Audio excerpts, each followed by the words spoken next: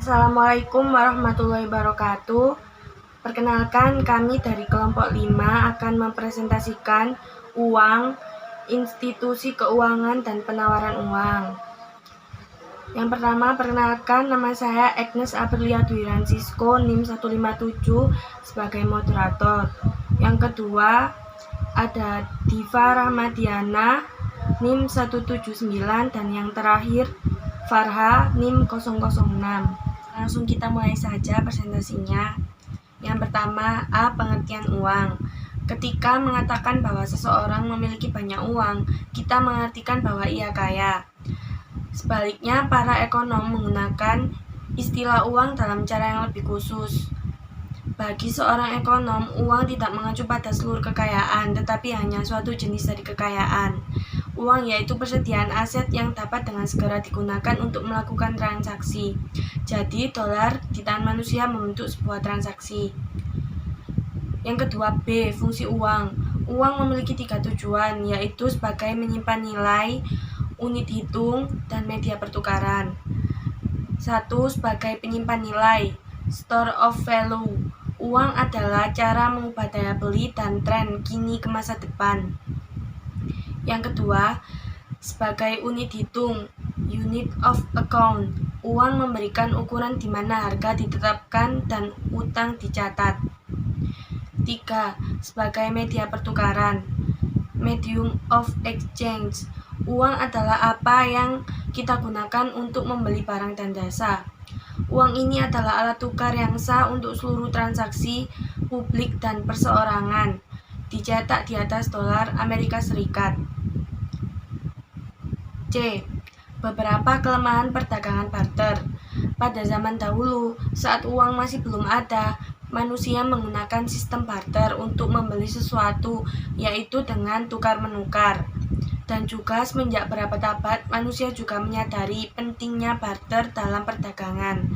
Tanpa uang, kegiatan perdagangan menjadi sangat terbatas dan mengkhususkan tidak dapat berkembang.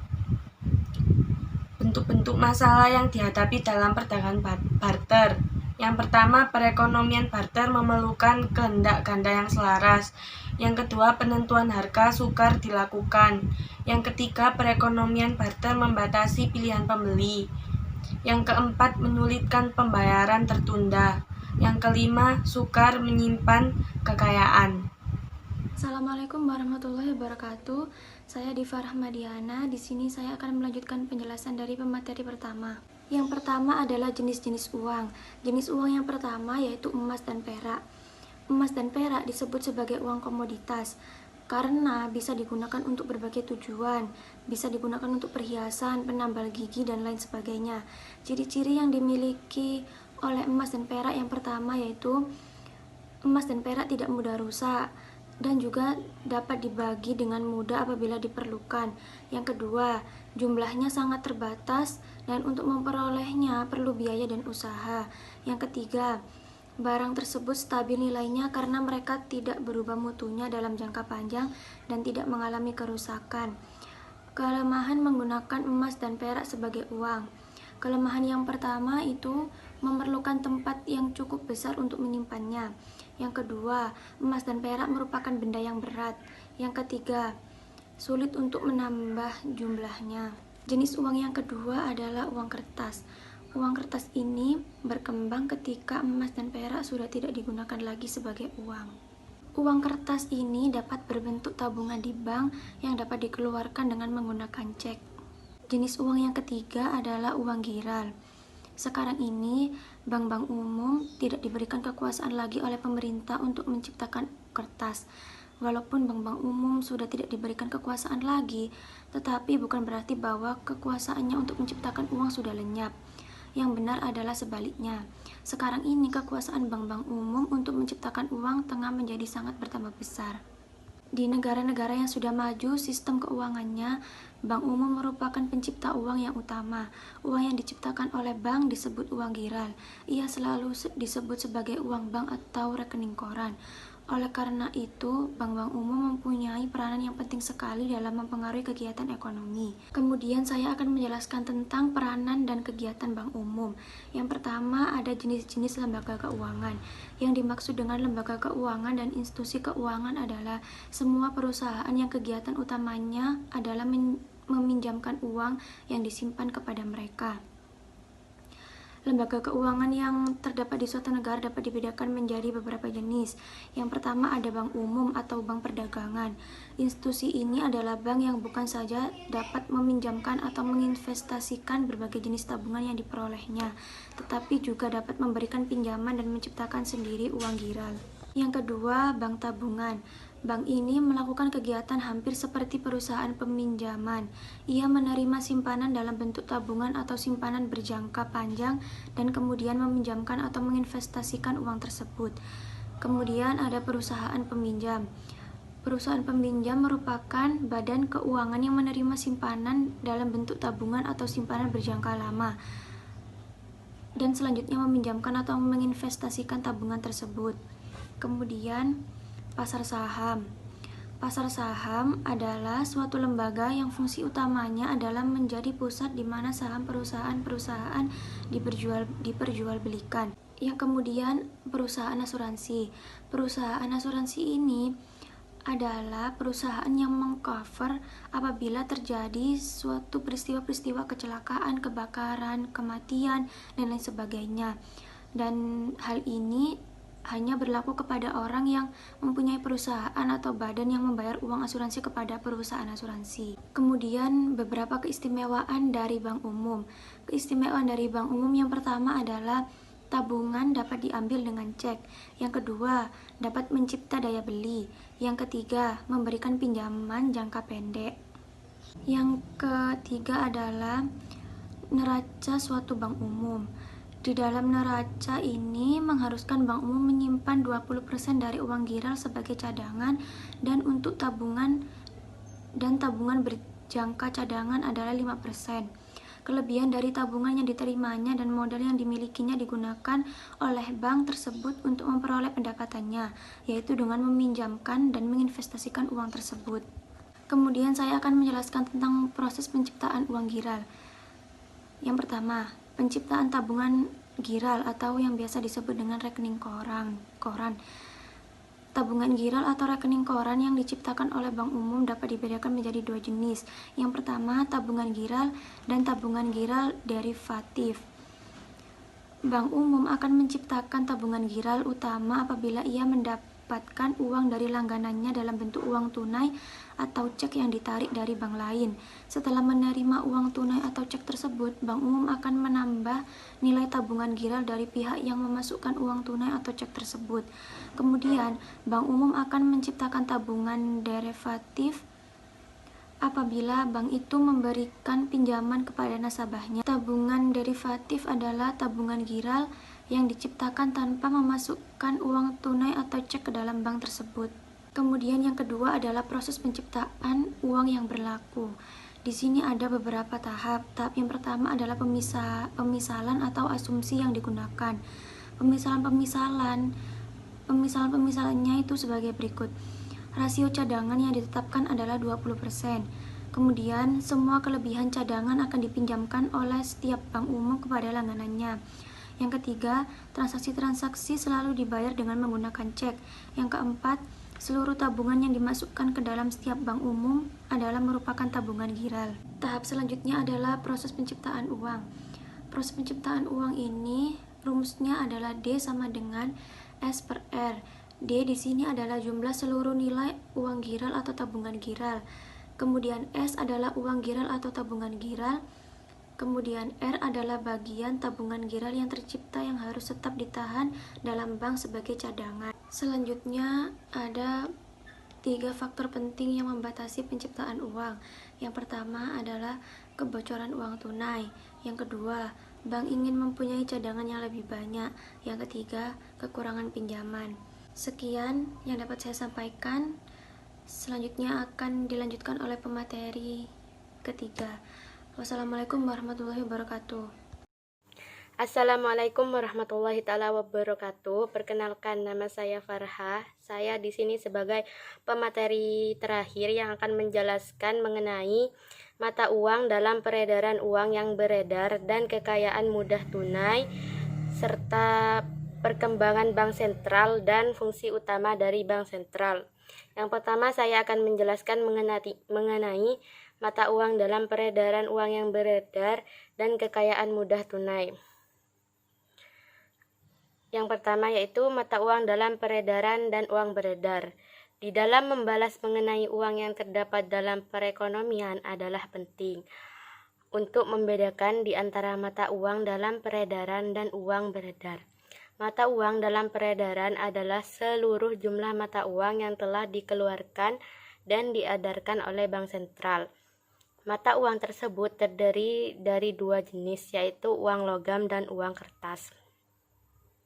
Dengan demikian, mata uang yang dalam peredaran adalah sama dengan uang kartal, sedangkan uang beredar adalah semua jenis uang yang berada di dalam perekonomian, yaitu adalah jumlah mata uang dalam peredaran ditambah dengan uang giral dan bank-bank umum. Seperti yang sudah ditampilkan di dalam resum, terdapat tabel peredaran uang M1 dan M2 dari tahun 1970 sampai 2002. Di situ dijelaskan bahwasanya tabel di atas tabel tersebut menunjukkan jumlah uang beredar menurut pengertian yang terbatas M1 dan menurut pengertian yang luas, yaitu likuiditas perekonomian atau M2. Data yang ditunjukkan adalah untuk tahun terpilih dalam periode 1970 sampai 2002, yaitu dalam periode lebih dari 30 tahun. Angka-angka dalam tabel tersebut menunjukkan gambaran seperti yang diterangkan pada tahun 1970. Uang kartal merupakan bagian yang lebih penting dari uang giral. Pada tahun 1975, uang kartal dan uang giral telah sama pentingnya, dan semenjak itu uang giral telah merupakan bagian yang lebih penting dari uang beredar dalam pengertian yang sempit M1. Dalam tahun 2002, uang giral sebanyak 111,3 triliun rupiah dan meliputi 58% dari M1. Yang kedua yaitu kekayaan mudah tunai berlikuiditas tinggi. Kekayaan mudah tunai adalah harta-harta bersifat uang, yaitu berbagai jenis kekayaan yang dapat ditukarkan dengan batang atau uang dalam waktu yang cepat dan tanpa kerugian nilai. Dalam perekonomian yang maju, kekayaan semacam itu banyak terdapat. Uang dapat dipandang sebagai kekayaan mudah tunai yang paling sempurna. Pada setiap masa, di berbagai tempat, uang dapat digunakan untuk membayar pembelian, membayar jasa yang telah digunakan. Beberapa kekayaan yang bersifat uang lainnya tidak dapat dengan serta-merta digunakan untuk memperoleh barang-barang, tetapi mereka dapat dengan mudah ditukarkan kepada uang.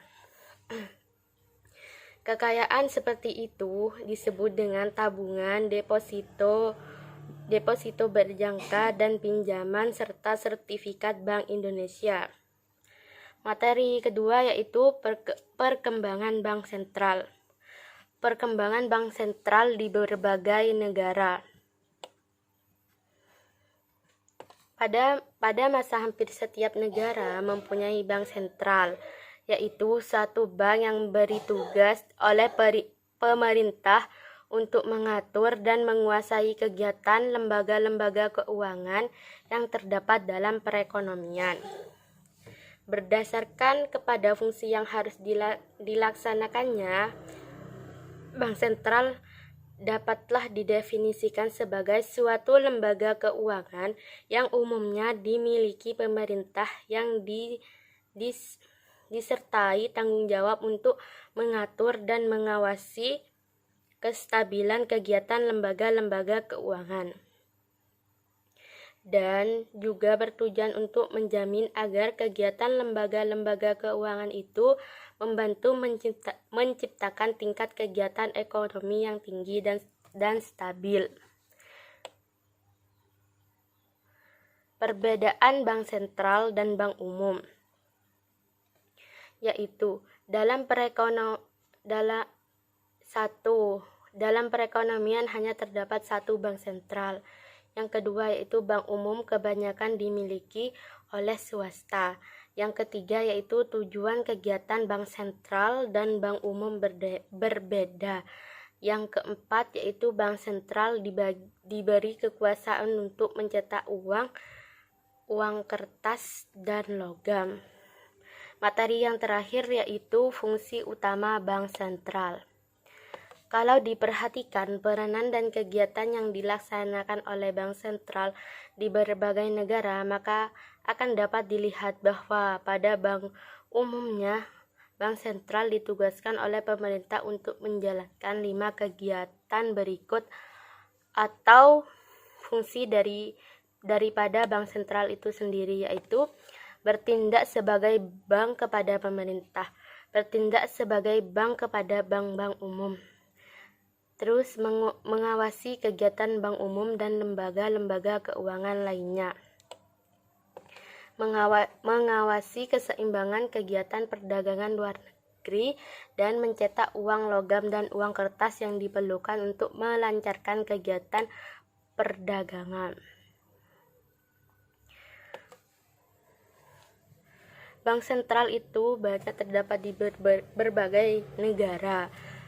Di Inggris dan di Swedia misalnya. Bank sentral yang sekarang ini pada mulanya adalah bank umum. Di Swedia, bank yang sekarang ini menjadi bank sentral didirikan pada tahun 1660, tetapi baru tahun 1897 bank tersebut bertindak sebagai bank sentral. Terus Bank of England, yaitu Bank Sentral Inggris, didirikan pada tahun 1694, tetapi fungsinya sebagai bank sentral baru mulai dijalankan sejak tahun 1884. Di Amerika Serikat, bank sentral dinamakan Federal Reserve System, dan badan tersebut didirikan pada tahun 1913. Dan untuk negara Indonesia sendiri, bank sentral didirikan semenjak mencapai kemerdekaan, yaitu pada tahun sesudah Perang Dunia Kedua. Baiklah, itu saja materi mengenai perkembangan bank sentral dan tujuan atau fungsi utama bank sentral serta peredaran uang. Kurang lebihnya saya mohon maaf. Saya serahkan ke moderator. Terima kasih. Baik, terima kasih pada semua pemateri yang telah memaparkan materi yang ada di makalah ini. Sebelum itu saya akan membacakan kesimpulan.